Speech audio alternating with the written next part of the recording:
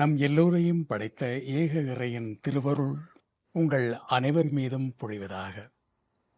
மாண்டவன் மீண்டு வந்து பேசுகின்றானே என்று சிலர் வியந்து நோக்கக்கூடும். நேற்று இலங்கை நேரப்படி நள்ளிரவு முதல் இந்த நிமிடம் வரை நான் நித்திரை கொள்ளவில்லை. அந்த விஷமச் செய்தியை கேட்டு ஆயிரம் பல்லாயிரம் அன்புள்ளங்கள் தொலைபேசியில் என்னை அழைத்து என் குரலை கேட்ட பின்புதான் நான் உயிரோடு இருப்பதை நிச்சயப்படுத்திக் கொண்டார்கள். அதிலும் சிலர் என் குரலை கேட்டதும் கதறி அழுததை கேட்டு என்னால் தாங்க முடியவில்லை. இத்தனை ஆயிரம் அன்புள்ளங்களை நான் பெற என்ன தவம் செய்து ஈன்றாளோ என் அன்னை என்று நான் நினைத்து கொண்டேன்.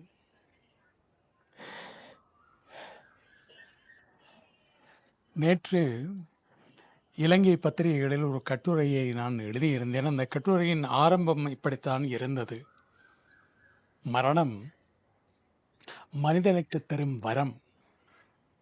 அவனை பற்றிய எதிர்மறையான சிந்தனைகளை எல்லாம் மறக்கச் செய்து அவனுடைய நல்ல பக்கத்தை மட்டும், அந்த நல்ல நினைவுகளை மட்டும் இறைமேட்டி பேசி மகிழ்வது. அப்படி ஒரு அனுபவம்தான் எனக்கு கிடைத்திருக்கிறது. காரணம், பல்லாயிரம் அன்புள்ளங்கள் என்னை நேசித்தாலும் என் துறைசார் பொறாமை காரணமாக அல்லது மதமாச்சரியங்கள் கொண்ட சிலர், விரல் விட்டு எண்ணக்கூடிய சிலர், இதுவரை காலமும் எதிர்மறையான விமர்சனங்களை பரப்பியிருக்கலாம். ஆனால் இந்த செய்தியை கேள்விப்பட்ட நேரம் முதல் என்னை பற்றிய நல்ல நினைவுகளை மட்டுமே அவர்கள் இறைமேட்டி இருப்பார்கள். இது நான் வாழும் காலம் வரை தொடர வேண்டும் என்று அந்த எல்லோருக்கும் பொதுவான இறைவனை பிரார்த்தனை செய்கின்றேன். இது எனக்கு 3வது அனுபவம். ஆம், செத்து பிழைப்பது.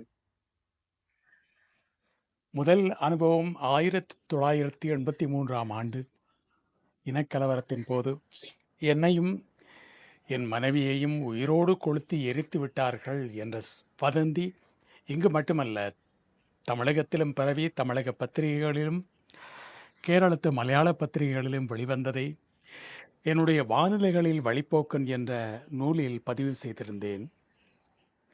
2 ஆண்டுகளுக்கு முன்பு தமிழகத்தில் யூடியூப் தளம் நடத்தும் ஒருவர் அதிக பணம் வருமானம் ஈட்ட வேண்டும் என்ற பேராசையில் என்னுடைய படத்தை போட்டு பிரபல டிவி தொகுப்பாளர் மரணம், கதறி அழுதது குடும்பம் என்ற செய்தி பதிவு செய்திருந்தார். அது 2வது முறை, இது 3வது முறை. ஆகவே 3 முறை நான் உயிர் தெழுந்திருக்கின்றேனா என்று நகைச்சுவையாக எண்ண தோன்றுகிறது. நாம் இறந்த பிறகு நம் மீது உண்மையான அன்பும் பாசமும் வைத்திருந்தவர்கள் யார் யார் என்று பார்ப்பதற்கு நாம் இருக்க மாட்டோம். ஆனால் வாழும் காலத்திலேயே ஒருமுறை அதை கணிக்க, அதை அறிந்து கொள்ள இறைவன் கொடுத்த சந்தர்ப்பம்தான் இது.